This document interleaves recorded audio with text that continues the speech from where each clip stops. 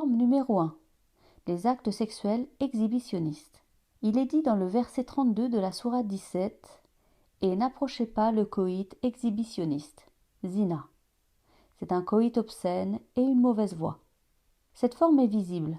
C'est pourquoi, pour les gens accusés de zina, il est exigé de fournir à minima 4 témoins pour justifier de cette accusation, comme stipulé dans le cas de zina, mentionné dans le verset 4 de la sourate 24. Donc, zina, c'est le coït exhibitionniste. On peut noter aussi que zina est passible d'amende et d'emprisonnement dans le code pénal français, selon l'article 222-32, et que dans les textes coraniques, la limite maximale de la peine est de 100 coups de fouet pour les personnes incriminées. Et c'est d'ailleurs la peine maximale qui existe pour tous les cas de fahisha.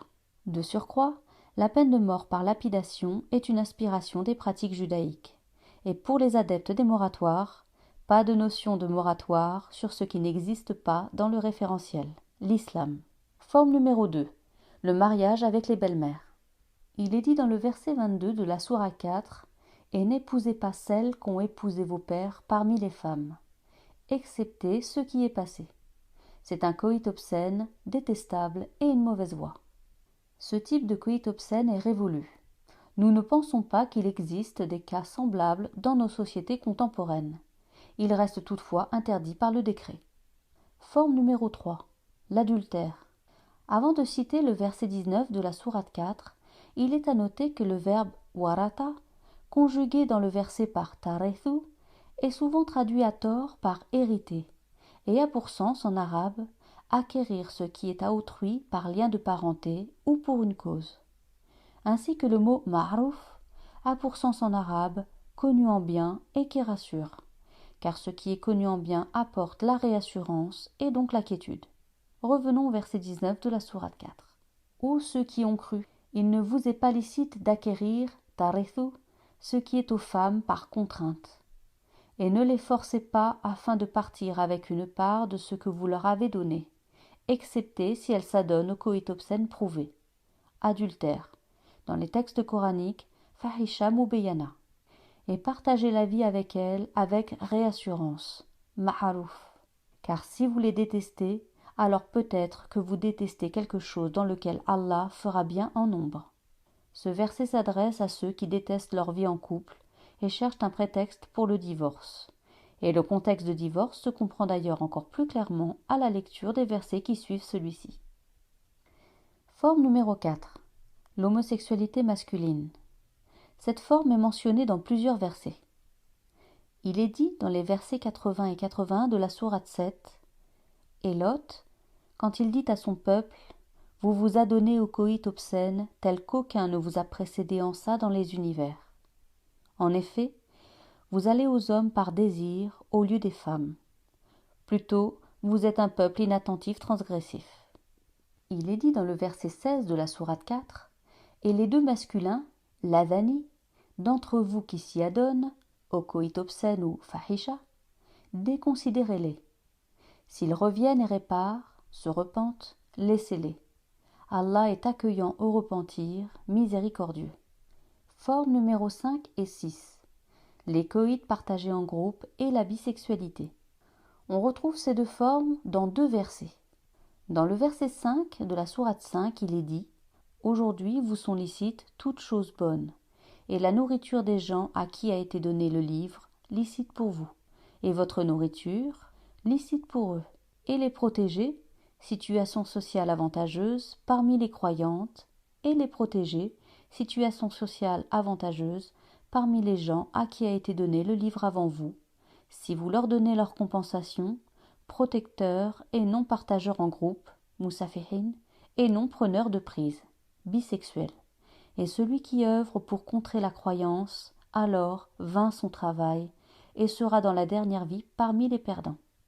Il est à noter dans le verset 25 de la sourate 4 que le mot fatat, féminin, ou fata, masculin, en arabe, signifie une personne qui a la faculté de donner conseil au service d'une autre personne. Il peut s'agir d'un conseiller, d'un secrétaire, d'un domestique, etc. Et quiconque n'a pas la facilité directe d'épouser les protégées croyantes, situation sociale avantageuse, alors Parmi celles dont vous avez la possession d'engagement, contrat de travail, celles à votre service, fatayatikum, croyantes. Et Allah connaît mieux l'état de votre croyance. Vous êtes les uns pour les autres. Alors épousez-les avec l'accord de leur famille et donnez-leur leur compensation selon ce qui est connu. Mœurs en vigueur.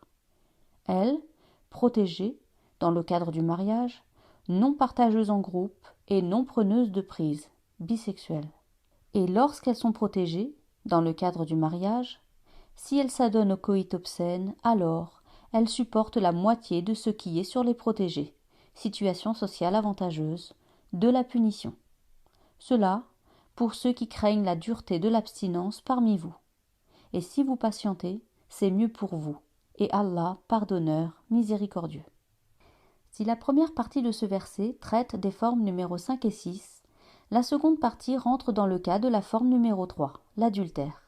Et concernant la punition, cela se comprend au niveau juridique par rapport aux indemnisations pour préjudice moral par exemple, dans le cas où il y aurait adultère. Dans ce cas-là, la justice doit prendre en compte le statut social qui représente une protection, notamment pour la femme dans le contexte précité. Selon la situation de protection sociale, la personne en faute doit subir la moitié ou la totalité du fardeau de l'indemnisation. De plus, il est à noter que Dieu encourage à patienter pour avoir la possibilité de choisir son conjoint dans le cadre d'un contrat de mariage. Forme numéro 7. Le coït obscène dissimulé. Sa mention dans le décret numéro 4 met en évidence la volonté de cacher à la société la relation de couple entre deux personnes. Tout acte sexuel commis dans le cadre d'une telle relation gardée secrète, par rapport à la famille et à la société et contrairement aux mœurs, mène à cette forme de coït obscène. Par ailleurs, ce décret comprend aussi le cas de ceux qui satisfont leurs besoins sexuels de manière occasionnelle, en dehors d'une relation de couple reconnue bien évidemment. Chacun a donc la responsabilité de ne pas rentrer dans ces deux types de configurations. Autrement, pour ce qui est en dehors des cas de coït obscène, fahisha, nous nous devons de dire un mot sur le cas du concubinage. Par exemple en France, il est assimilé au statut du mariage, et donc reconnu par les familles et la société. Mais les personnes en couple ne bénéficient pas dans ce cadre de droits légaux, surtout en cas d'adultère.